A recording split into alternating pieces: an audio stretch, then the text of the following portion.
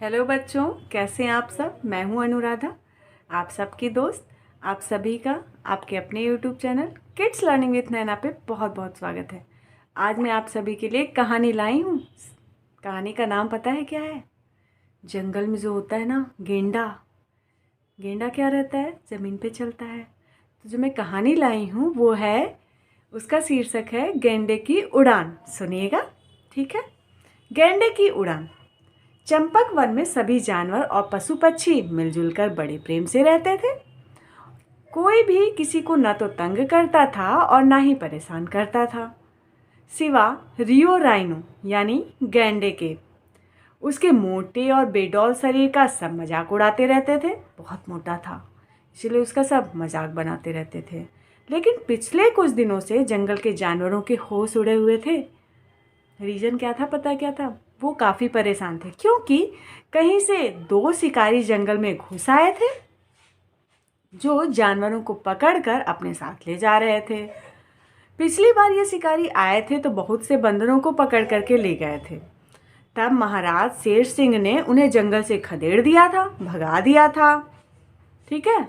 लेकिन इस बार वे पूरी तैयारी के साथ आए थे।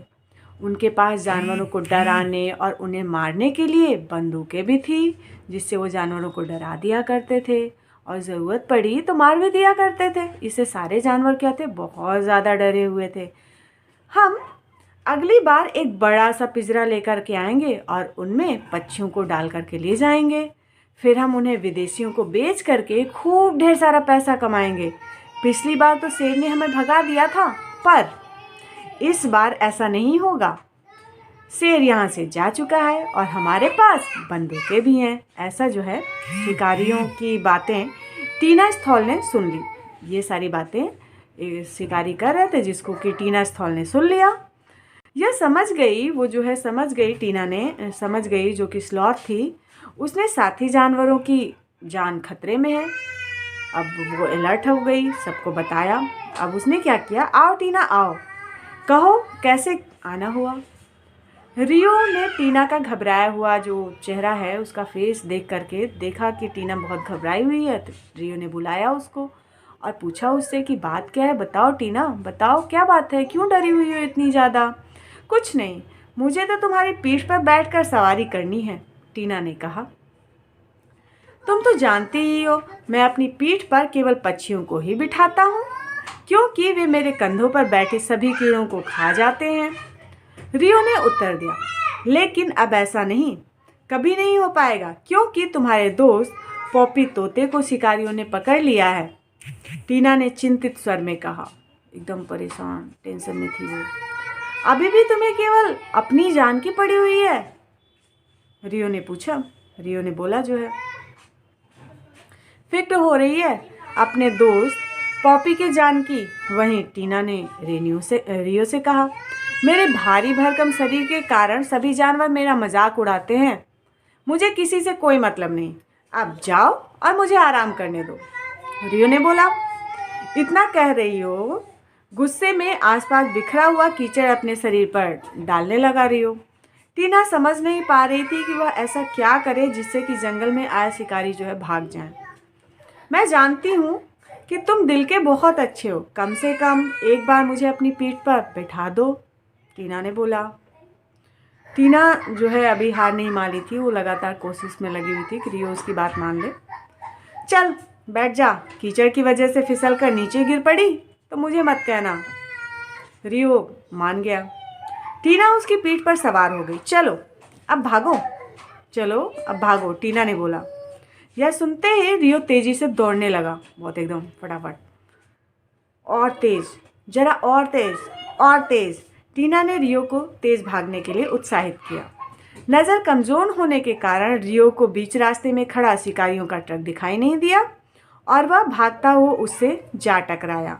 भारी भरकम रियो की टक्कर से शिकारियों का ट्रक किसी खिलौने की तरह हवा में जो है उछल गया और उसमें सवार शिकारी पानी के तालाब में जाकर के गिर पड़े।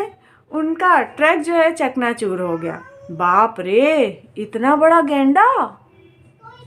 चलो भागो यहाँ से, वरना हमें कुचल डालेगा। दोनों घायल शिकारी तड़पते हुए, गिरते पड़ते किसी तरीके से सिर पर पाँव रख करके जो है वहाँ से भाग खड़े हुए। टीना की योजना कामयाब हो गई। उसने रियो को मदद के लिए धन्यवाद कहा, थैंक यू बोला। फिर केवल धन्यवाद देने से काम नहीं चलेगा, तुम्हें मेरा भी एक काम करना होगा, रियो ने कहा। अन्य सभी जानवर भी वहां इकट्ठे हो गए और सभी ने रियो की प्रशंसा की। हाँ हाँ, कहो तुम क्या चाहते हो, हम सभी अभी तुम्हारे लिए खाने का इंतजाम करते हैं। सभी जानवरों ने खुश होकर के एक स्वर में कहा, क्योंकि रियो ने उनकी जान बचाई थी। अगर तुम मेरी इच्छा पूरी करना चाहते हो तो सुनो, मैं भी अन्य पक्षियों की तरह हवा में उड़ना चाहता हूँ। रियो की इच्छा जानकर जानवरों के होश ही उड़ गए। वे एक दूसरे का मुंह बस देखने लगे। यह तुम कैसी बहकी बहकी बातें कर रहे हो, इतना बड़ा शरीर लेकर तुम हवा में कैसे उड़ोगे भाई, टीना ने आश्चर्य से पूछा। मैं कुछ भी नहीं जानता। अगर तुमने मेरी यह इच्छा पूरी नहीं की तो मैं तुम सभी को उसी तरीके से तालाब में फेंक दूंगा जिस तरीके से शिकारी गिरे थे। रियो उड़ने की जिद पर अड़ गया। हमें कुछ नहीं पता, तुम बुद्धिमान हो, अब कोई रास्ता निकालो। सारे जानवरों की नज़र टीना पर ही थी। अब केवल तुम ही हमें रियो के गुस्से से बचा सकती हो। सारे जानवर जो है टीना की तरफ उम्मीद से देखने लगे। उससे बोले। टीना ने रियो को समझाने की बहुत ज़्यादा कोशिश की, लेकिन वो माना नहीं, बिल्कुल भी नहीं माना। एकदम जिद पे अड़ा हुआ था। जल्दी कुछ करो वरना मैं अभी इस पेड़ को टक्कर मार करके नीचे गिराता हूँ, रियो गुस्से में भर कर बोला। तो टीना ने उसे किसी तरीके से शांत किया। ठीक है, हम तुम्हारे हवा में उड़ने का इंतज़ाम ज़रूर करेंगे, पर हमें थोड़ा वक्त तो दो। कल तक अगर तुमने मेरा ये काम नहीं किया तो मुझसे बुरा कोई नहीं होगा, रियो बोला। उसकी इच्छा एक दुखद स्वप्न की तरह थी और किसी को भी इस बात का उपाय नहीं सूझ रहा था कि इतने भारी भरकम गैंडे को हवा में कैसे उड़ाया जाए। कोई नहीं समझ पा रहा था ये काम होगा तो होगा कैसे। तभी टीना को दूर से एक क्रेन आती हुई दिखाई दी, जो शायद शिकारियों की टूटी पड़ी गाड़ी को उठाने के लिए आ रही थी। उस क्रेन को देखकर टीना के दिमाग में एक आइडिया आया।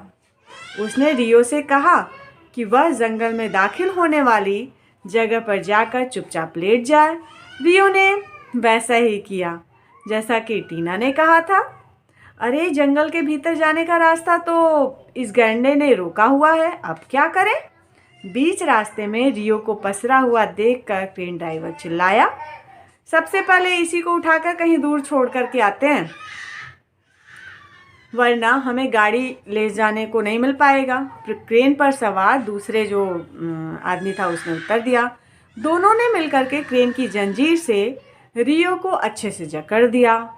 इसके बाद उन्होंने उसे वहाँ से हटाने के लिए उसे हवा में उठा दिया। जंजीरों में जकड़े हुए रियो ने खुद को हवा में झूलते हुए पाया तो उसकी खुशी का ठिकाना नहीं रहा। आसमान में उड़ने की उसकी इच्छा पूरी हो रही थी। क्रेन वाले ने कुछ देर बाद उसे जंगल से दूर छोड़ दिया और फिर अपनी टूटी गाड़ी को उठा करके वहाँ से चले गए। धन्यवाद भाइयों, आज मुझे पता चला तुम मुझसे कितना प्यार करते हो।